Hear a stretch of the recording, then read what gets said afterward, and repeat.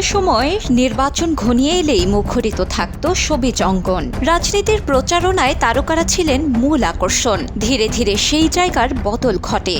২৬-এর নির্বাচনী মাঠের চিত্র সেই বদলেরই। ২০২৬ সালের নির্বাচনে কোনো দলই তাদের প্রার্থী তালিকায় সবুজ তারকাদের জায়গা দিল না। অথচ একটু পেছনে তাকালেই দেখা যাবে আওয়ামী লীগের দীর্ঘ শাসনামলে ক্রিকেটার, নায়ক, গায়কদের নির্বাচনী প্রচারণায় মুখর অবস্থা। সংসদেও জায়গা করে নিয়েছিলেন অনেকেই।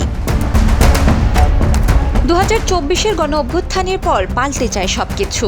আওয়ামী লীগের পতনের পর দলটির হয়ে কাজ করা তারকাদের অনেকেই দেশ ছাড়েন। যারা রয়ে গেছেন তারাও রয়েছেন নিঃশব্দে। এতে ১২ই ফেব্রুয়ারি জাতীয় সংসদ নির্বাচনে প্রার্থী তালিকায় কোথাও নেই কোনো তারকার নাম।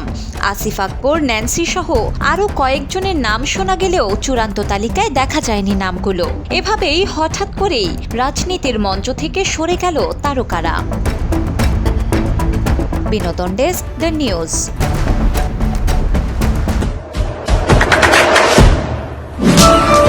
দেশে দেশে সবার সাথে, দ্য নিউজ।